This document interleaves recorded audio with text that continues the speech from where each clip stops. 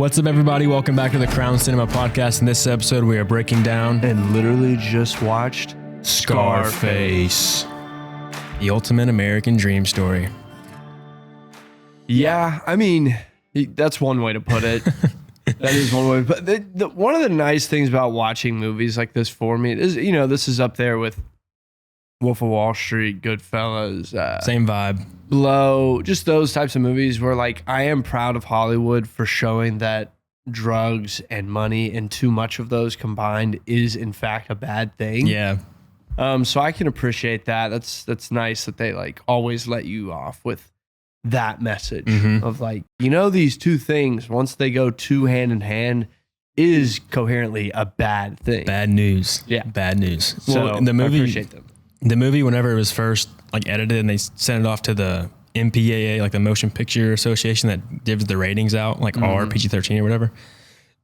The first cut, they gave it an X rating, which is like up there with pornography. Yeah, and I feel like this came out in 1982? 83. 1983. Early 80s, I feel like if you're getting an X on a movie, that's so bad. Like, nobody's going to go see that. Right. Well, you literally can't watch it in a movie theater. Like, they don't show it in a movie theater because it's an X rating. But so he recut the film, gave it to him again. They said, still an X rating. He's like, what? Yeah. Did it for a third time. Still gave him an X rating. And so he asked for like a hearing. Him and his producer, they got a hearing to go talk to the board. They brought in a bunch of professionals that work for like to get a professional opinion that work like in drug narcotics, like those kind of people to come in and watch the movie and like actually give a testimony of like why the movie should not get an X rating. It's just a movie. And so all the narcotics guys said, this is actually a very realistic story. Like, this is kind of true what happens. And also it's a very anti-drug story that people should be seeing. Like, this is an anti-drug movie. So people should see it to see the downfall of this drug industry and how violent it gets and how horrible it is. And so from there, they decided to give it an R rating. They're like, sweet, we got it. But after he got the R rating for the third cut, he said, well, honestly, the original cut should also be an R rating. Like, I didn't change that much. It should be the R rating. They said, no, that one's an X rating. This is the R. But whenever he released it, he said, they won't notice which cut it is. They won't notice the changes. So he released the original cut and didn't ever mention that until I guess the home video thing came out. When he's giving behind the scenes talk. He said, actually, the original cut is what we released. We didn't release the third cut that got approved. He released the one that didn't get approved. Oh, that's crazy. So this is the original cut. He didn't change it and sacrifice it to make it whatever. This is the cut he wanted in the movie because he just like went under the rug and probably illegally released that cut. Yeah, I think you can tell. I mean, this movie, you talk about like just a film that's ahead of its time. That's also another thing that just kind of on what you're talking about. I also read that, you know, the whole film is based in Miami, but because it's just like kind of shitting on Miami and like the drug culture. Yeah, the Cubans coming over, all the criminals. Like, all the cocaine that's coming into the city and just that lifestyle. Miami said, absolutely not. You cannot shoot this in our city. So most of it's actually shot in LA. Yeah. Which is funny. They made it look like Miami. Yeah. Which also like LA. They did shoot some in Miami though, right? Some of it was in Miami, I think. I'm sure they got away with, I'm sure it's not all shot in LA, but for the most part, it's shot in LA. I saw they were even worried about like, LA, not a city known for cocaine. Well. I saw they thought like the Cuban groups that were like anti-communism and, you know, anti this idea of like making Cubans that look like criminals that were coming over. All those groups would have got together to protest the movie. Cause they're like, you're making us look bad. Like this, you know, just like what his mom says to him, like, you're the reason why everybody thinks you're the reason why people like you are the reason why everybody thinks that Cubans are all criminals and we shouldn't come over to this country. It's because you're doing the criminal shit that everybody's blaming us for. Yeah. And so those groups feel the same way. So they would have protested it. They were worried about protests stopping production and just causing havoc on set. But again, like the story does go hand in hand with like it is showing that this is not a good life to live. Yeah. Which again, kind of like how we talked about on the Wolf of Wall Street, you would hope that the people would get it. They did not. They did not get it. A lot of people shaved personalities off of Tony Montana. They just forget about how it goes at the end. Yeah. In fact, they might even look up to that ending. They're like, yeah, that's the way I want to go. That's not the way you want to go. No. You do not want your life going up in flames like that.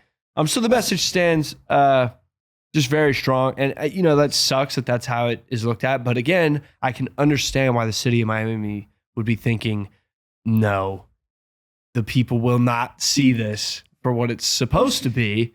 They will see it as glorifying a drug kingpin.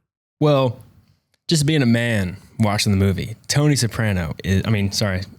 Montana is the biggest alpha dog you've ever seen on screen. Yeah. Like everything that dude does is fucking alpha moves. At this point, I think it kind of set the precedent for like, okay, this is what gangsters have to look like on screen now. Because this is the whole embodiment of like, if you're really going to go from nothing to the top dog in this world, this is the mentality you have to have. Yeah. I mean, he fucking, like whenever he meets Frank for the first time, when he first goes to his mansion, Tony walks in, is like lounging on his couch, so relaxed, like he owns the place. Yeah. And then whenever Frank, this is the first time Tony's ever like seen wealth. So he's like a very newbie, but he's living like he owns this shit. I mean, he literally tells his friend he's getting what's coming to him, the world and everything in it. Me, I want what's coming to me. Oh, well, what's coming to you, Tony? The world, Chico. And everything in it. Yeah. Like that's what he believes he's owed because of his nature and, what he believes in his greed and his pride and all that. So he lounges on the couch, and then when they take him to the club, his first time like going into a nice club, if you notice when he walks into the club, he's the one leading the group into the club. Like Frank's taking him there, but he's in front of Frank, like walking into the club with him, like almost as if he's leading him into the club. Alpha dog moves. It's so funny. Whenever he kills, or first Elvira, the woman he likes, he tries to marry her or like ask her for her hand in marriage. She's like, I don't know, maybe. But she ends up going with Frank. She doesn't go with him. She goes and leaves with Frank. So he's like, man, fuck it. Well, So- she is married to him. Sure. Right? That's what's going on here. I don't think she's actually married to Frank. Is she not married to I Frank? think she's a girlfriend. Because he has to marry her. I don't think, I can't believe that's not ever like established. It seemed kind of like an unspoken, like, yeah, she's married to Frank. Let's just fact check that. I don't think she is.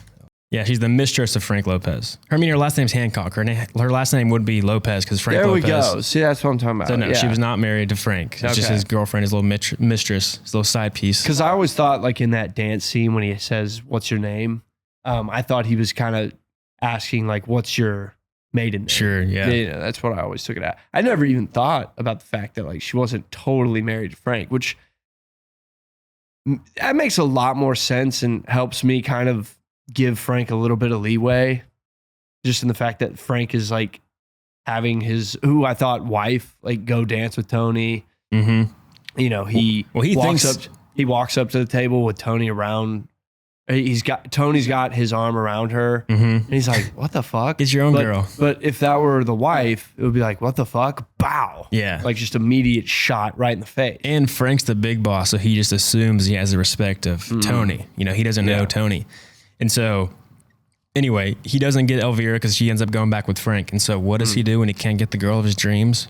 Alpha dog moves. He just kills the boyfriend. Yeah. And then goes to her and says, "Pack your stuff. You're with me now." Yeah. It's like, bro, what? And then I think the scene before that, when he actually goes and asks Elvira to marry him, it's before he kills Frank. He's like, "Hey, Frank's on the outs. I want you to marry me and I want you to have my babies." Yeah. Crazy thing to say to a woman you don't really know that well, but he wants what he wants. And so it's kind of funny because he almost forces himself into that conversation to talk with her. Like she doesn't really want to talk to him. She's kind of give him the cold shoulder. Yeah. But he's like, "No, come on." He keeps pushing. She's finally like, "Fine, I'll do it." He's like, "I like scotch." And he sits down and he makes her serve him a drink after forcing himself into the conversation. He didn't pour her a drink and sat down with him. He's like, "No, you're still going to pour me a drink because I'm your man. You don't know it yet, but I'm your man." Yeah. The relationship he has with Elvira is just so, I mean, it's very annoying, but I mean, this is Tony Montana we're talking about. He is just a focused individual. In fact, when we were watching this film, and I just noticed this for the first time watching this. One of Tony's things is that he's like the embodiment of a tiger. That's like his animal of choice. Yeah. That's like the main thing that he's known for. His spirit animal. Yeah, he wants a pet tiger. All of his vehicles like have tiger interior on them. Yeah. All this. And so there's one scene where he picks up Elvira to go meet up with Frank eventually. It's kind of at the beginning of the movie. And he picks her up and she's like, "Oh my God, I would never get in that car. That looks like somebody's nightmare." Whatever. Fast forward, they leave the body shop, they get in Tony's car, and you see After they buy the Porsche. does he buy the Porsche? I think he buys a Porsche. I think yeah. he buys Porsche. But yeah, she gets in his car and then he's like kind of following along. Now if we could pull this scene up, I'd like to, just to know exactly what is said. Also, it's just hilarious that in today's age, what does the world come to? We're watching Scarface on Disney Plus.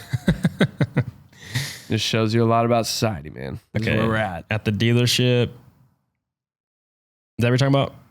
At the dealership, yeah. Right there. Oh, yeah. You know who? And before we get into it, I just want to go ahead and point out that like I feel like the director could have at any moment shown just how Tony's mind works with this shot right here, but he chooses to use it in this scene because it ends up being like a big part of the movie. But watch this. And what would Frank say? I like Frank, you know? Only I like you better. So he uses the dolly zoom right here, Mm-hmm. and he's just zooming in to show that like Tony doesn't care anymore about the outside world, all the consequences that he would deal with, everything. He is honing in on this girl, and nobody's going to stop him. Nope. Like a tiger in the wild, like he is going to attack his prey. And like this, I love that shot because you could have shown that in the bathtub scene when his Sure. buddy gets chainsawed. You could have shown Tony like right there, like, no matter what you fucking do right here, like I'm getting out of this, I'm going to beat you. But he shows it here, just literally in casual situations, such as just going after a girl. Mm-hmm. Like Tony is always just like, nobody's getting in my way. Yeah. The outside world will not stop me from getting whatever I want. Yeah, he wants what he wants, and he's Yeah. going to get it no matter what. Yeah. It's another alpha dog moment. Whenever he gets attacked and is in the club where he has the office or whatever, maybe it's his club, I don't really know. But he's in the club whenever the gangsters have their Uzis and they attack him The at the table. assassination Yeah. with the mascot dude. Yeah, right when he's at Yeah. the lowest of the low, you know, I forget what he finds out. He finds out, I have it written down somewhere. Well, sister was just making out with a dude in the toilet. Yes, so he feels this. So again, he's so prideful. He's the most prideful man we've ever seen on the screen. And so the lowest of the low for him is getting disrespected by somebody fondling his sister, touching her ass, bringing her to the bathroom, making out with her, giving her drugs. That's pure disrespect to Tony Montana. He's like, Yeah. You're not going to fucking do that to me. I'm a conqueror. You listen to me. I don't give a fuck who you are, right? Yeah. So he gets disrespected there. And then also he finds out that him not killing the children and Whoa. When Tony decides not to kill the kids, is this after that? This club scene that you're talking I about? could be wrong. I don't think so, dude. No, Yeah, it's, you're right. It's at the very end. Well, Okay. because he he just made a pass at Elvira. Elvira. That didn't work out. Okay, so that's okay. He's starting to find out that like cops are getting involved, which in a way like helps serve his power and everything. But I think there is still the disappointment of like I never want to be any type of rat and work with the police. But yeah. there's that. Okay, yeah. So I was getting confused, but he got disrespected twice in that scene with Elvira leaving, and then I think also that's when the cop came and showed up to talk to him. Yes. Okay, so he got disrespected there by like people are posing their power over him when he thinks he should have all the power. Nobody can tell him anything. So that's where he got disrespected. And so the guys go and shoot him. And after he gets shot, literally the moment after getting attacked, he shows up to seek his revenge, beaten, bruised, and bloody, walking into that scene. And all the guys are like, holy fuck, like this guy is built different. Yeah. Literally the second after, immediately after he gets shot, he goes and seeks his revenge to go kill the people that betrayed him. Yeah. So like, Which is alpha the- dog shit. Yeah. Which is the best way to go about it. But like, it's so far fetched, like almost mythical. But in reality, like that would be the better way to go about that situation. Mm-hmm. Like I just got attacked in my own club. I got a pretty good idea who's doing it because I just flirted with the man's girlfriend Yeah. right in front of his face and told him that I don't respect him as a boss. Like I'm pretty sure I know who just sent those guys. Yeah. And he just, he sets up the whole like, hey, call him at 3:00 in the morning and tell him that we missed him, whatever. And then he like catches him in the lie there. Just a pretty crazy night. Like, Mhm. because he literally shows up with his arm in a sling and his buddy, insane scene. Yeah. So alpha dog shit, literally immediately after getting shot, going back to seek your revenge the moment after. Then like the biggest alpha dog move just to wrap the movie up is whenever he's on this balcony getting shot. There's nothing Just more starts insane taking saying bullets. getting shot and saying, I'm still standing while bullets are just ripping apart, ripping yourself apart. You're like, I'm still standing. As they're just machine gun lighting him up. Bro, this guy is the top dog.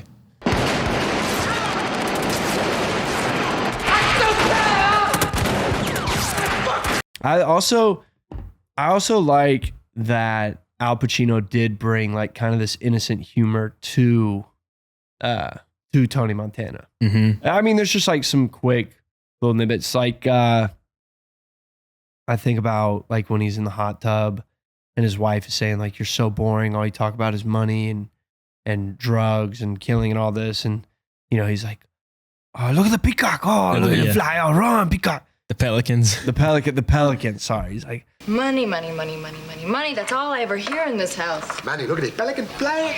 Come on, pelican. oh, look at the pelican fly. Yeah, pelican go. Yeah. Like that kind of stuff. You see him like flirting with her at the beginning. He puts the hat on in this scene to flirt with her. And that was actually an improv scene. That wasn't scripted. Right. And so her reaction. That laugh is genuine. Yeah, she's actually laughing at him because I believe that, yeah. Because she she's did that just for fucking- fun. She's stone cold throughout this film. Oh, yeah. Never understood why he liked her. Because he couldn't have her. That's why he liked her. I think, yeah, because he couldn't have her. He couldn't break through to her. And then, you know, one of the other things, Manny talking about like how you get women. And he starts flicking his tongue. Yeah. And he sets him up. He's like, well, go do it to that girl. Let's see how it works. And then he passed the boys and he's like, watch this. Don't do that. You know, he's being funny. So it's just trying to show that like Tony obviously doesn't make the best decision. No. But they are decisions that he believes is just like, I've been through shit. I've been through hell. And like, if anybody's going to be at the top of this game, it should be me because I'm not necessarily a bad dude. Mm-hmm. I'm just a guy that's not afraid. Yep. But the humor is just kind of showing that like this guy isn't doing this out of pure evil. It is strictly business to him. Mm-hmm. And that at the end of the day, like he wants kids, he wants family, which is, you know, kind of insane to think about. I think he just wants the legacy. Yeah. But but even his wife is like, once he calls her out at the dinner scene and is like, yeah, like I can't even have kids with her. She's like, why the fuck do you want kids? Like you're going to pick your kids up and take them to school. Mm-hmm. You think we're going to go to little league baseball games? Yeah. I mean, what are we talking about? So like he doesn't have like a total grasp on like how he really wants his life to go now that he's chosen this path of criminal organization. It's just hard. Mm-hmm. It's like damn near impossible to just raise a family when you're the top kingpin of Miami. Yeah. And Oliver Stone too, he knows how to create this very complex and dark, basically evil character, but still making him likable to the audience. Because towards the end of the movie, where I was mistaken, at the end of the movie, whenever he decides to not kill the kids, leading up to that scene, he's been on a very strong downward spiral, doing a lot of bad shit and like going real crazy. We can clearly see his downfall. And so we're not really sure where his morals lie. And so when you get into that scene when they're going to assassinate the guy and then his family gets in the car and you find out that they're willing to kill the children, the Colombians are, honestly, as an audience, you're like, I'm not sure if Tony's going to either, because he's obviously like a little bit against it, but it's like, I wouldn't put it past Tony to actually kill the children.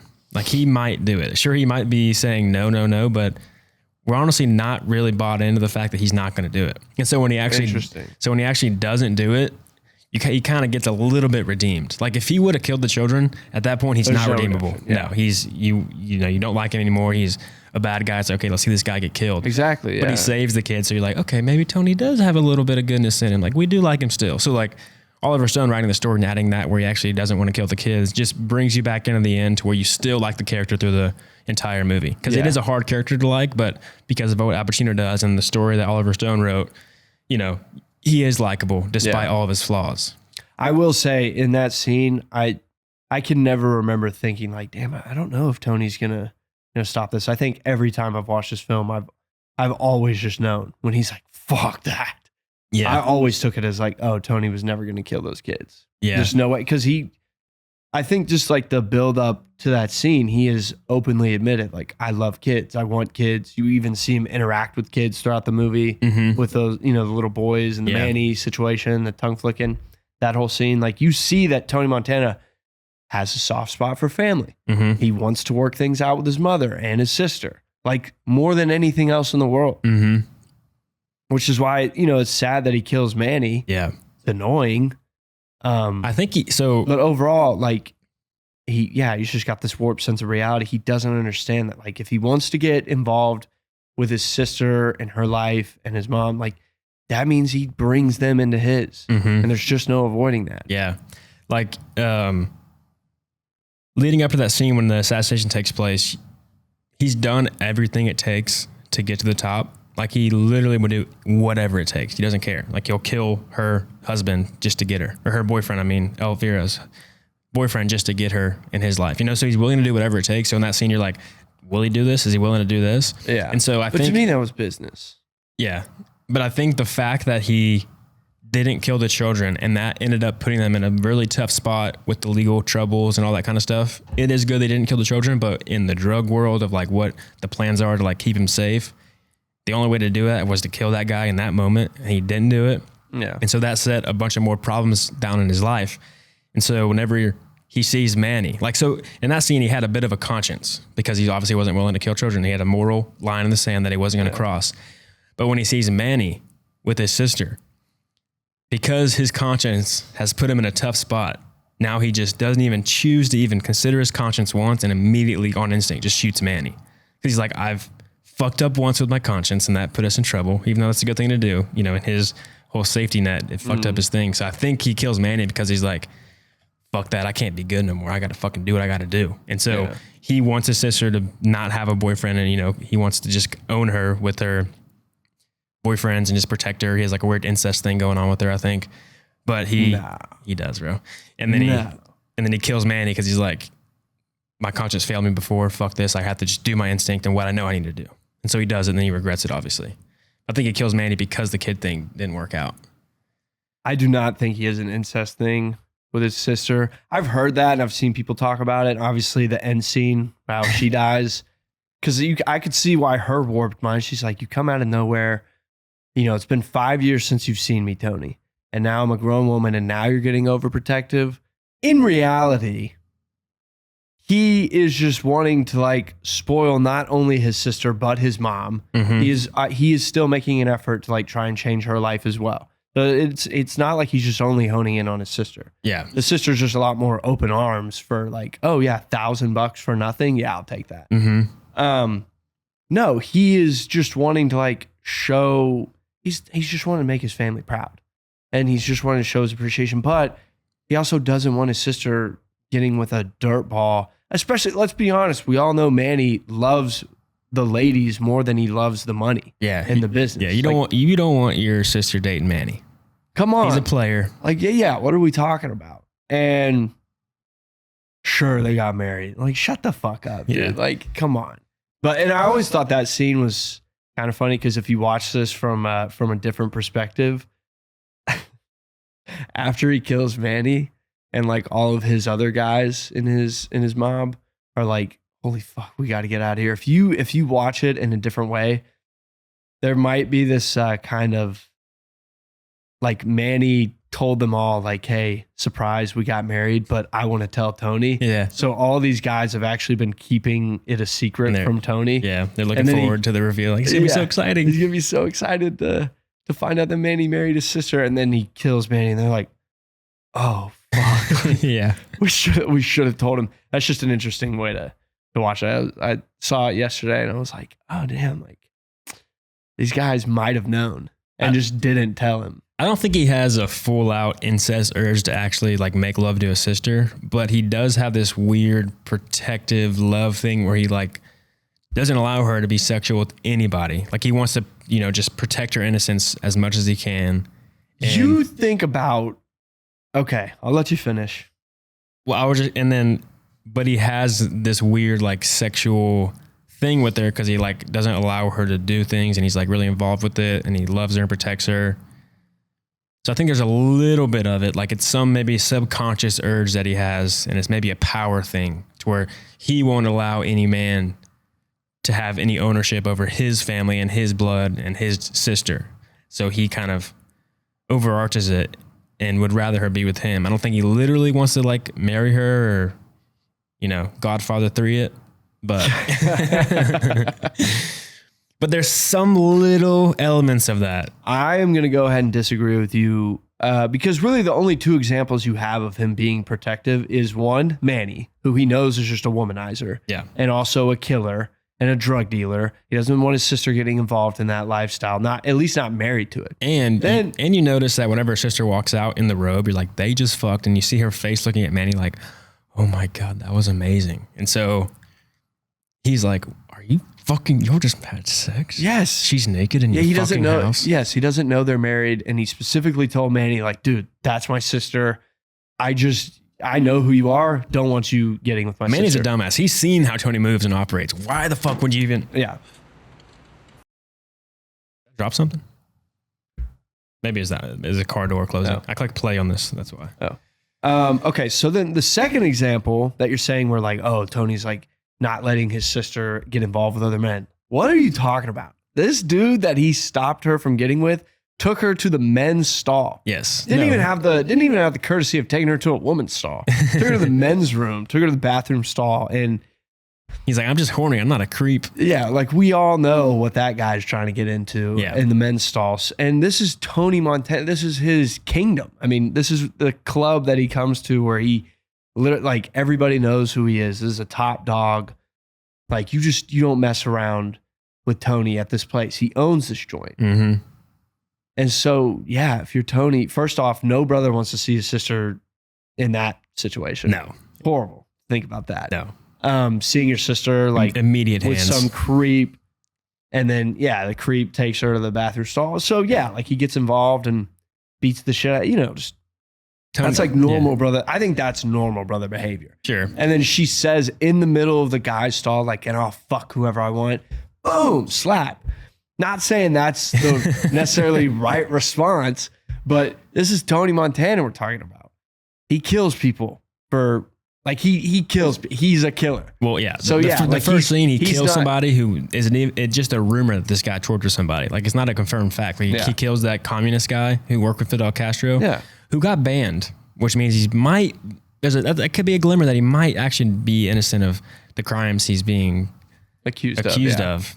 And so he's like, oh, sweet, I'll kill him. Fuck it, that sounds fun. He said, yeah, it's fun for me. Yeah. Don't worry about it. You don't even have to pay me. That's fun. So he's a killer. So yeah, he's not afraid to slap his sister around. No. In the middle of his club in the men's bathroom. Mm-hmm. So again, I'm going to go against the incest theory. I've seen it. I disagree, given the examples that we are shown in the film. And that last scene when she does come in and is like, you want to fuck me, Tony? And like, is taking off her robe and stuff. That because Tony's just done a bunch of drugs. So you almost feel like, is that a hallucination? Right. Like, is he hallucinating? And then you realize it's not a dream. She's fucking with him and she's about to kill him. Yeah. So like, I remember when she walked, because she was so distraught, and then she walks in Smiley and he's all fucked up in his chair, He literally has a mountain of cocaine at his desk. He's been ripping just nose down in the giant pile, getting as much as he possibly can. And so you think he might be hallucinating. You're like, oh damn, does he have these like weird feelings about his sister? Is he just like dreaming this thing? And then she kills him. You're like, oh, okay, that makes sense. Yeah. And she actually, she does shoot him. Mm-hmm. Like, oh shit, this is real. Then she dies. Yeah. So interesting. Just the incest. I love this movie. I think this is one of those, like, I'll show my kid this film one day. 8 years old. And it's, 8 years old. Yeah. Yeah. First, put him young. Yeah. This is who you need to grow up to be, son. Exactly. But I'm just thinking, like, this isn't going to be one of those films that is, like, corny to him. No. This is going to stand the test of time. Easily. It still has 40 years later. You know what I mean? Yeah. Like, this movie is timeless. They nailed it. Yep. It's just, I'm proud of these guys. It looks beautiful. It looks beautiful. Yeah. And you were talking about Oliver Stone earlier. I don't know if you heard this about him, but like Oliver Stone was battling a bad cocaine addiction. I did hear that. Yeah. And so I was reading up on it, and pretty much all the gist is that, like, 70s, 80s Hollywood. Like, what are we talking about? And rolling, yeah, what baby. are we talking about? It's no big secret there that everybody's just chipping away on some good old white angel dust. Yayo. Yeah. And so Oliver Stone, Hollywood writer, this is his Adderall. Yeah. And but he realized like, damn, I have a serious addiction problem. I think he's even quoted saying something along the lines of like, yeah, like during the research part of Scarface, like I definitely found myself a little addicted to cocaine. Yeah. But overall, he moved to Paris, France, which I think that makes sense. When you think about like Paris in the 70s, I think he even moved there specifically during the winter. Like maybe during Christmas time. Like I'm kind of with Oliver on that, thinking like I wouldn't imagine there's that much cocaine. Now the cocaine business was there in the south of the United States and Colombia and Cuba and all that. So there was, dude, yeah, LA, New York, and Miami. You can't get away from it. Yeah. So But yeah, the like, cocaine hasn't moved its way up to Europe yet. yeah, yeah. Or Paris. especially Paris, where I think like it's just kind of like it's a tight knit community, especially back then. Yeah. It's very cultured. Like it's people just drinking milk and eating good food. Yeah. That's how I think of Paris. They draw shit. Yeah. Have bakeries and shit. Yeah, bakeries. That's what I'm really thinking of. Like there's just a bunch of bakeries over there. Cafes, drinking coffee and eating croissants. Yeah, people are like just mindlessly wandering to work. Like there's no real schedule there. Yeah. It's nice. Yeah. It's nice. It would be a good place to go to get away from cocaine, I would imagine. I heard he said he definitely had an addiction, but he said it wasn't getting to the point where like it was going to ruin his life or anything, but he just definitely saw that he was using it a lot. And he's like, okay, I have an addiction to this. And so as he's writing the movie, he like used it as like a revenge or a fight against his addiction. So like he used the fuel of like wanting to quit to like just show how bad this drug is, like prove to himself, like stop doing this drug. It feels so good. I understand, but oh my gosh, look how bad it's going to get. It's like he wrote the movie just as a revenge against his addiction of cocaine. Yeah. I mean, and it was the right thing ultimately to do, not just for the sense of like drug bad, but more just in the sense of like anybody that is trying to like get to the top and has a severe cocaine addiction. Like they're just, and we're talking about mob people. Like Tony Montana literally every day faces near death at all times of his life. Like drugs and alcohol are not the real fix. It's not the real solution. Yeah, it's not the real solution to that problem. And I love, this movie like set the precedent, but I guess I kind of want to go down the list of like other characters, RIP, who are good characters, smart characters. But then once they get addicted to that cocaine, it all just goes to hell. Tony Montana, Scarface. Hold on, I made a list. Of like different movies, characters? Yeah. Like Tony Montana, Scarface. Henry Hill. Henry Hill. He's on the list. Yeah, from Goodfellas. Smart character. Had his shit together pretty much the whole time until the cocaine gets introduced. Yep. We haven't done this movie. It's on the list, but Georgie in Blow, Johnny Depp's character, always had his shit together. He was good when he was selling weed, but then once he started selling that cocaine, downhill. I have Jordan Belford, but I'm pretty sure he was just... He had a much more factors at play there. He had a lot, but really it's more like drugs. Just stay away from drugs. Yeah. And Clay, this also... We haven't covered this, but Boogie Nights, Clay. Although porn is not necessarily like the best solution to any problem, if you get a career in it and you're successful, like more power to you. You only get one life. But again, he was doing well until he got on cocaine. And then his character goes to shit. So I like that message. Stay away from the drugs. Yep. If you're going to do any, maybe smoke a little weed here and there. I just love the gangster movie genre of just like the rampant rush of success and then just the brutal downfall. Yeah. Because, I mean, this movie may have the best ramp up to success because I think it's once he kills Frank, we get this like badass montage of his success like immediately after. It's like in the middle of the movie. Yeah. You get to see him go from a dishwasher to a very high success at the top of this game pretty quickly. And then from the middle of the movie onward, like you see what it's like to live that lifestyle. Yeah. He is killing it. Yeah, it gives you the flash because, I mean, that montage is badass. Like you see him, it's such a quick rise. Like he kills Frank and then now he's the top dog in Miami fucking running the shit.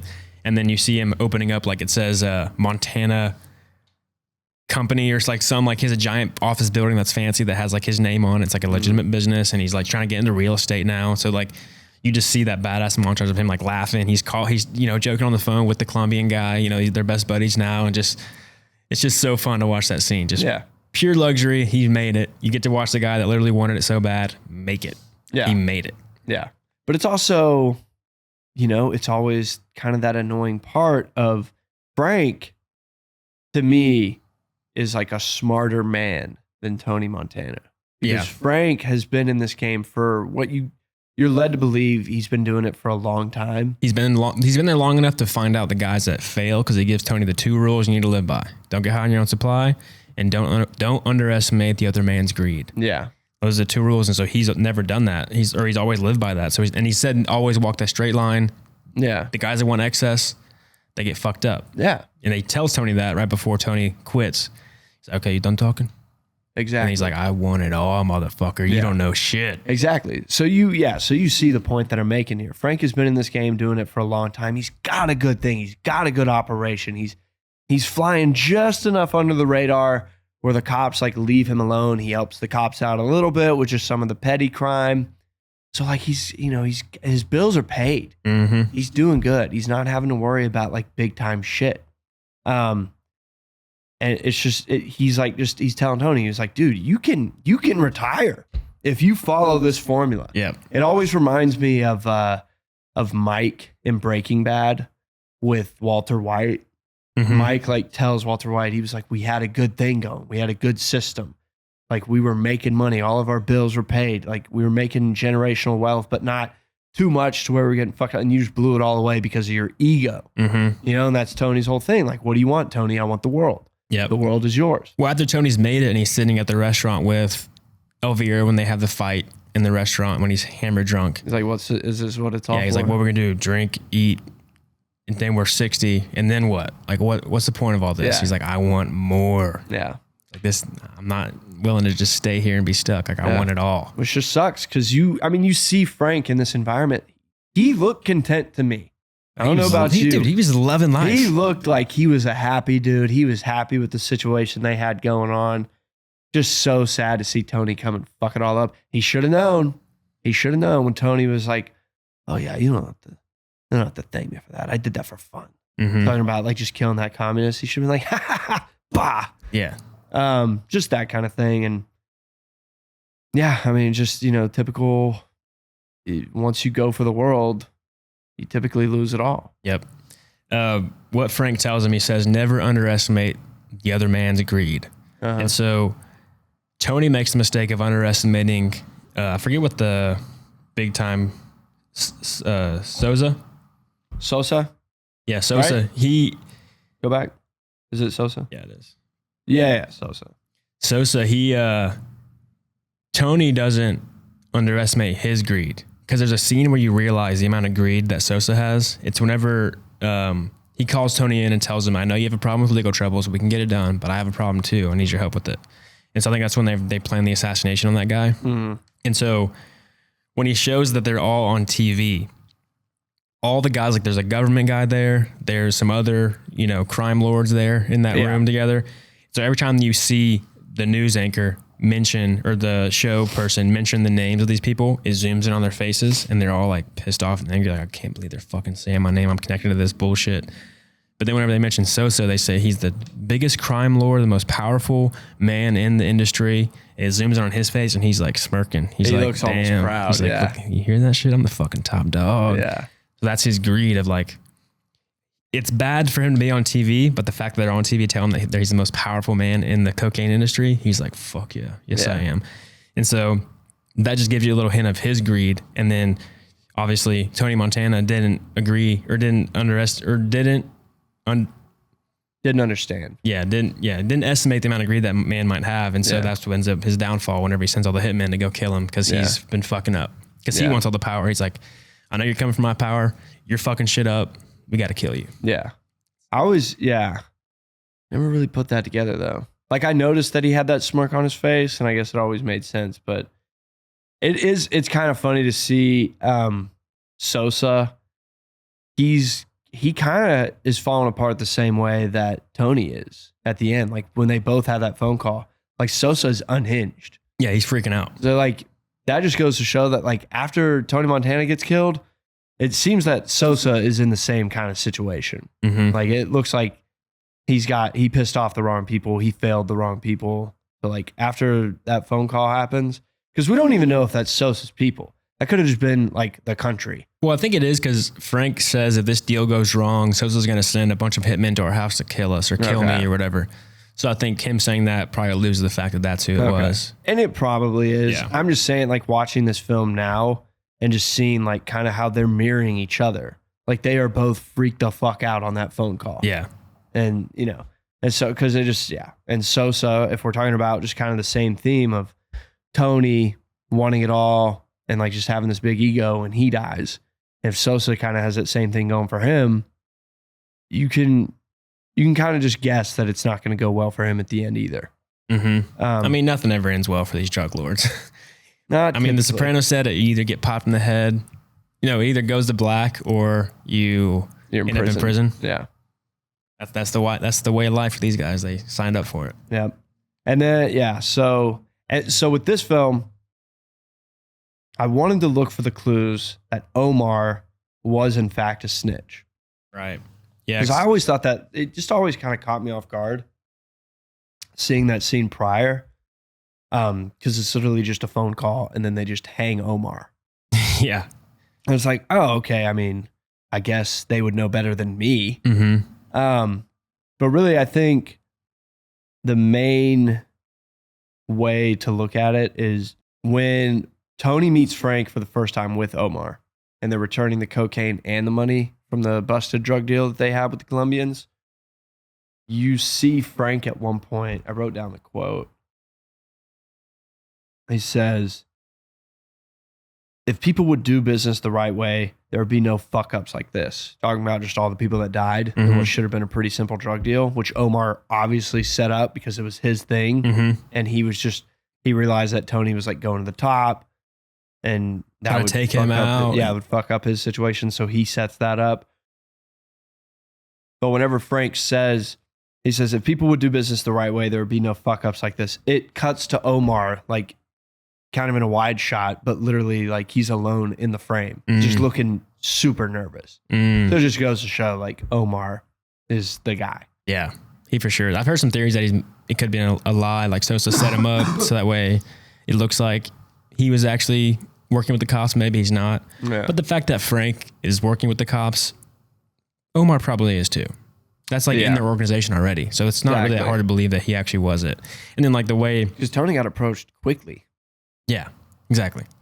And yeah, the top guy, you're not going to go to like his little henchman. Like, hey, we got this on you. You're going to go to prison unless you help us. So like, fuck, all right, fine. I mean, we've seen it in every gangster movie there is. Also, I like like one of the jabs that you can see in this film is whenever Tony goes to the Colombians to do the initial drug deal that goes to hell. Yeah, in the hotel room. In the hotel where the chainsaw eventually happens.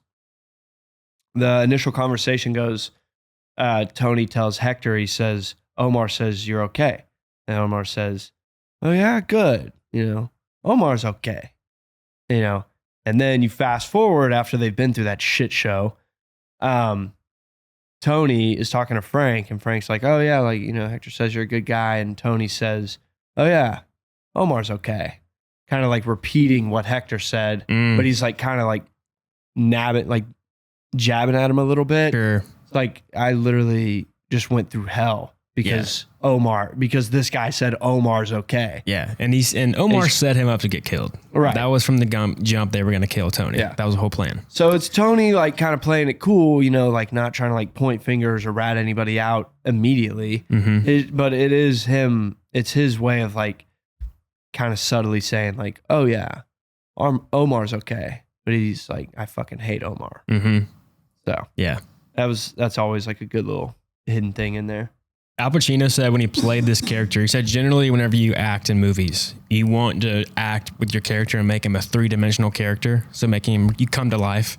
That's more of like an arbitrary thing that people say, like you need to make him 3-dimensional. Add some more dimensions to your characters. Like that means whatever that means to an actor, of just bringing out more humanity. But he said for Tony Montana, he played him in 2 dimension. He said he played him this way or that way. That's all he said about how he played Tony Montana. And I think he plays Tony Montana as he wants this or he doesn't want this. Like that's the only way he plays in these scenes. Like he's either wanting something, he's like, okay, yeah, I want that, I'm gonna go get it, or it's like, no, I'm not gonna let that happen. Like with his sister, he's like, I don't want that, I'm gonna stop it. Manny, I don't want that, I'm gonna stop it. Or I want Elvira, I'm gonna get it. It's like he just plays him in 2 ways the entire movie because he's just a black and white character because he literally is so obsessed with his greed and his pride that he'll do whatever it takes. So there's really not much variation to his character. He literally just wants this one track in life and will do whatever it takes to get there. Yeah. When did this come out, before or after Godfather? After. Godfather's 70s. Gotcha. That's right. That's insane. Just kind of the turnaround. I mean, this definitely puts Al Pacino like on the map, but I also don't know if Scarface did well. So he like in the box office. I mean, I had to have. Actually, it might have not. I don't think it did that great in the box office. They said Scarface had a mixed box office performance, earning approximately $66 million worldwide against a large budget that was higher than initially reported. While it made money, it was not considered an immediate hit or a massive success given its budget and controversy. But its strong sales on home video and enduring cult status made it a financial success in the long run. Okay. Yeah, it's one of those slow burners. Finally hit after a while. Makes a lot of sense. I mean, dude, this is like, you talk about culture. Like, this is the one. It's funny though, because this movie, I mean, sure, it's violent, but it's not, there's a lot of really violent scenes, but it's not super gory. And it's really not that bloody. So you think about it, that chainsaw scene is pretty nuts. It is, but you don't see it. You know, like you see the blood splatter on him and it is dark. But like, think about if this movie got an X rating back in the 80s, imagine what the movies today have. Like a movie like Substance or like those crazy movies. Like those, no way could get past back in the day. Like it's funny how the times change and how you can get away with more. Like, cause I think it's like it's less than every 2 seconds there's an F word in the movie. There's like they're constantly dropping the F bomb. And so like that's like a crazy thing back then, but nowadays it's pretty normal. I mean, this set the record. I saw at the time somebody counted 227 F bombs in this film. Yeah. It's like between 200 and 230. Yeah, but I'm wondering if set the record for a little bit there. Since Pacino's in Heat and this movie, and then Heat came out after, I wonder if he took any inspiration from the final gun scene in this movie because the gunshots are super loud and they sound natural. And they actually use real blanks just like they did. They do that most of the time, but they did that in Heat as well, and they filmed the actual audio of it. But the gunshots are so loud, I kind of wanted to use that realism from Scarface into Heat. That was any inspiration or not. I don't know. They seem kind of similar. But I do know that in that final scene when he was shooting the big gun, Pacino on the balcony, they had some sensor on the camera and on the gun so that every time the camera's frame was open, that's when the gun would fire, which means that you're able to actually capture every muzzle flash. Because the way a camera works, it's generally 24 frames a second, and there's a good chance that 24 frames a second will miss a frame of the gunshot because it's so quick that sometimes when you're shooting a blank and filming any gun, actually, sometimes the muzzle flash is a variation because it's capturing maybe the beginning of it or the end of it, or maybe gets the full thing, or maybe doesn't even get it at all. So you just see the smoke and everything. So when you watch somebody film with a blank, you don't really see the muzzle flashes, but because they had the sensor on both and they timed it to where every time the camera's shutter was open, it would capture the muzzle flash. So everything looks so big, like all the gunshots are so much bigger because they wanted to make sure they captured it all. So they just ensured that it looked as powerful as possible when he's shooting down there by having that sensor on the camera and the gun. That's awesome. I heard Steven Spielberg like showed up at the end shot. I think he even directed part of it. Yeah. Like he showed up on set. I don't know what he did specifically. I just heard that he did show up and like kind of helped out a little bit. He either helped or directed that scene whenever they're all running up on the balcony and Tony's out there shooting. I think Spielberg like either was there to assist direct or directed that scene, or, you know, Brian De Palma let him just take over that day for that particular scene or whatever, which is pretty cool. You have like it's like a celebrity shot, get in here, do this for me. And also like thinking about being a director and letting somebody come help with the final shot. Like you've done it all yourself, but like, I don't know, being humble enough to be like, all right, like if Spielberg wants to help me get the ending of my movie right, like I should let him. It's a smart thing to do. I mean, the ending of this movie is legendary. I mean, it's perfect. Yeah. I mean, this is just literally going out with a bang. Just one of those great, like 3 hours, but like, dude, you don't You don't This is hate not a second of it. no. You're This loving is- every bit. This is like, again, 3-hour movies. That's kind of a risk, I think, for just like a general audience. But I think most people that watch this film, even if you're not a big film person, you love this movie. Yep. Once you understand what's going on, and once you kind of like, even if the accents might throw you off a little bit, once you get over that, this movie is brilliant. Like, there's not a scene wasted in this film. Iconic character, iconic story. It's just good because it's like I feel like just what makes a good movie is just like having these insane things happen. And it's just such a fun story to watch because you get to watch Tony Montana, who's this insane character. He just wants everything and will do whatever it takes. Again, like the biggest alpha dog on screen. So it's just fun to watch him go through all these trials and then get success and then finding out the risks that are involved with the success that he actually got in the drug world. Yeah. And just seeing it all unfold, it's just it's the most entertaining way to tell the story. Yeah. Like there's no better way to tell the story than how they did it here. Yeah. Just the most fun. Which I didn't even know this, but this is based on a film that came out in, I think, like the 20s Yeah, and 30s. it's a remake. Or 40s, 50s. I don't even know. Yeah, it's a remake. I've never even seen that. I just saw that, like, in that movie, I guess, well, first off, like the dude playing Tony Montana's character, he's always like flipping a coin. And I guess like before he kills somebody, he like starts whistling. So it's just That's like his little thing. Yeah, it's just a little thing. It's more like a villain than real gangster man. I'm not trying to take anything away from it. I'm sure it's a great film, but there's some controversy on like why they redid it. There's two stories that people say of why they redid it. It's that the producer saw it. There's like a new screening that they released or something like that. Like they streamed it back in theaters or something like that. And he saw it and was like, we should remake this movie. And I kind of want to have Pacino do it. I think we could reprise the role with Pacino. That'd be pretty good. And then Pacino thinks that he was the one that started the remake because he watched another screening of it and was like, you know what, I want to remake that movie. So like there's two stories. There's two stories out there. We're not really sure what's true or not, but who actually came up with the idea of starting Scarface and having the remake happen. I mean, that's interesting just because like Al Pacino obviously can't really think of anybody else that could have done this role better. But there was another person that was considered to play the role for Tony Montana. Who? Take a guess. De Niro? No. Yeah. Oh, it was? Yeah. Of course. Yeah. Robert De Niro was also considered to play the role He couldn't have done it like Tony this. Montana. He would have been more cool, calm, and collected. Yeah, obviously I'm happy that Al Pacino did it. To me, that's the perfect casting And for what, Tony Montana. De Niro was going to be a Cuban or what? I They mean, might have changed the story maybe. I don't know. I mean, he would have been Cuban. I mean, Al Pacino, he's not Cuban, but he can pass. I guess. De Niro's white. Yeah, I guess that's true. I mean, you put De Niro out into Miami Sun and apply some Hollywood makeup to him, you could make him look a little Cuban, maybe. Yeah, I guess so. So there was that. And then John Travolta was actually supposed to play Manny. He passed. Yeah.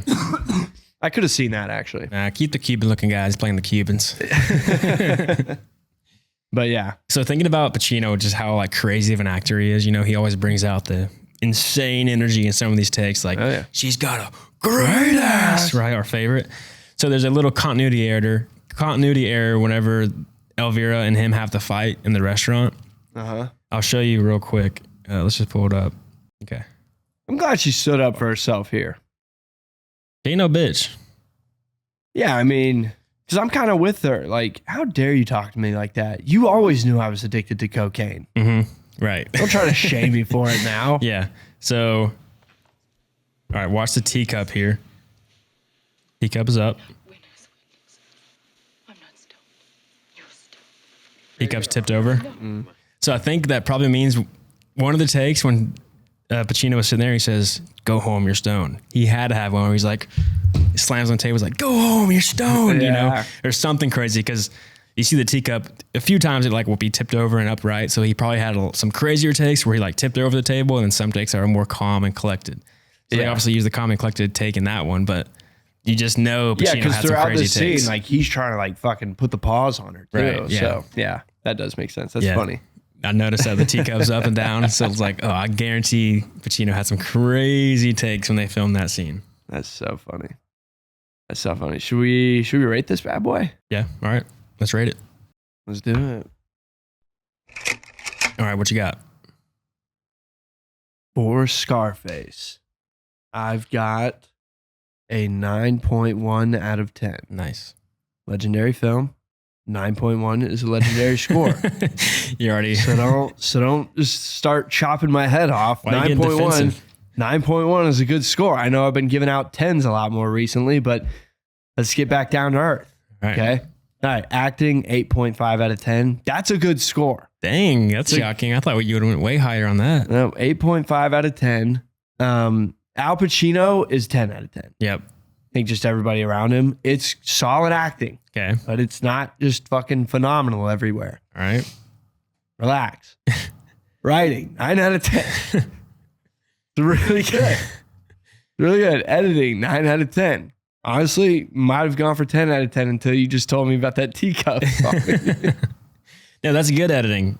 Not having continuity is sometimes good editing. You need the best takes. It's just not perfect. All right. Cinematography, 9 out of 10. This is a beautifully shot movie. Yep, I love this movie. it is. I also, I am obsessed with the fact that, like, oh, Miami, they don't want to be known for cocaine, so we'll take it to LA where Nobody does nobody cocaine. does cocaine. Yeah, right. Enjoyability, 10 out of 10. I fucking love this movie. This movie is incredible. Yep. I've seen this movie so many times. I mean, I was in a fraternity in college. Yeah, I've seen Scarface a lot. Yeah. Like I used to watch this like when if my parents were ever gone for a while, it's like, all right, let me sneak in some Scarface. you know? Yeah. I grew up listening to hip hop. This is like every rapper's favorite movie. Tony Montana. Yeah, like this is a very important film. This is the gangster movie. This is the gangster. It might be the gangster movie. Yeah. Honestly. Like Godfather, obviously Goodfellas, yes. But like No, but I think- gangster character, I think Tony Montana. I think Godfather was like a good little gentleman's mob, like showing Sure. like how dirty that world can get. But like these guys in Godfather, it always seemed like they always like kind of kept their hands a little clean. Yeah. Not necessarily. But they had these strict lines and morals, and they had lines in the sand that they wouldn't cross. Yeah. This is fucking weird. I mean, we're diving head first into cocaine in Miami. And let's just show how fucked up that gets immediately. Cocaine infused greed. Yeah. And the thing is with cocaine, you literally, I mean, you think about Godfather. A lot of, like most of the film, like these guys like kind of are Nepo babies or Nepo babies. Nepo. The family running it is Nepo babies. You get to see Tony Montana. That one of the most incredible things about this film is after seeing it a while, it's so strange seeing him as a dishwasher Yeah. or like a cook in a truck restaurant. Just some small, crumbling restaurant. Yeah. It's just like, God, if only these people knew, they wouldn't talk to him like that. Mm-hmm. So it's so brilliant to show like, yeah, if you get in cocaine, you make money so fast. I mean, this movie is like the American dream, just with the bad mindset. Like you can make whatever you want happen, yes, but choose the right thing. Yeah. Don't make cocaine your industry of choice. I have a 9.6 out of 10. Acting, 10 out of 10. I think Pacino brings that up to 10 for me. Writing, 9.5 out of 10. Editing, 9.5 out of 10. Cinematography, 9.5 out of 10. And enjoyability, 9.5 out of 10. I'm getting real strict on my 10s for enjoyability. This got to be like my favorite of all time to be a 10. So 9.5 is basically a 10. So that gives me 9.6 total on Scarface. Okay. Fair enough. Yeah, I mean, this movie definitely, for all the wrong reasons, hypes you the fuck up. I know, it tricks you, especially because again, they start showing you how he's living the high life in the middle of the movie. And it's just kind of like it's a fast but slow spiral downward from there. But overall, people look up after watching this movie. They're like, huh, why, yes. I would also like to live like Tony Montana. Yeah. No, don't do that. Maybe his wealth, his badass bathtub with his red carpet living room, like awning when he comes in the house, foyer, whatever that's called. Everything's just tiger. That's the one thing that I kind of love too. When he pulls up to pick up Elvira, she's like, you want me to get in that thing? And he's like, yeah, it's my car. She's like, that looks like somebody's nightmare. Somebody's nightmare is actually Tony Montana's dream life. Yeah. He's like, what are you talking about? This is the greatest car I've ever had. This is the greatest thing I've ever seen. I've been dreaming about this Tiger interior convertible since I was a little boy, since I landed on the United States of America. Yep. Also, little fun fact, he is called Scarface in this movie. Yeah, once, right? Once. Hector calls him that in Spanish. Hector in Spanish.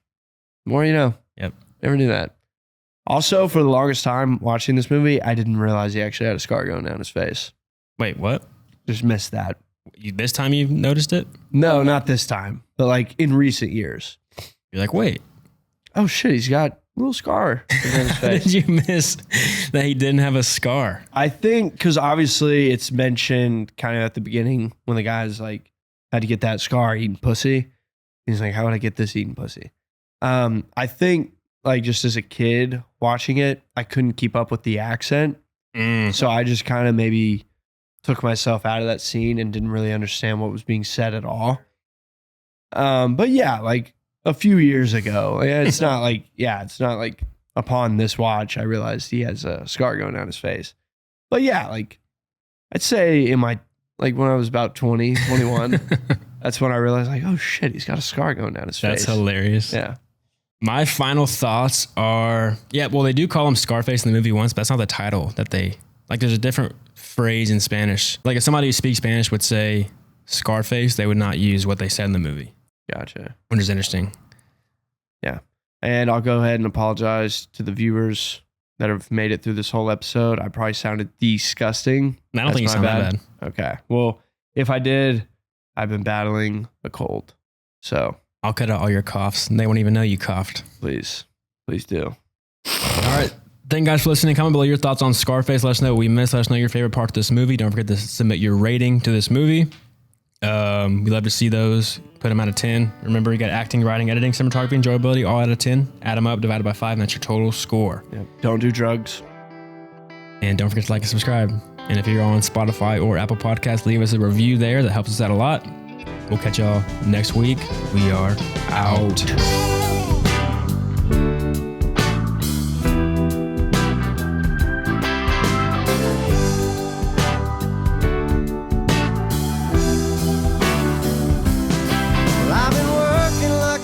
Trying to buy my next meal. Seems all I do is drive. And when the boss man sends my next check in the mail, I'll have enough for closing time.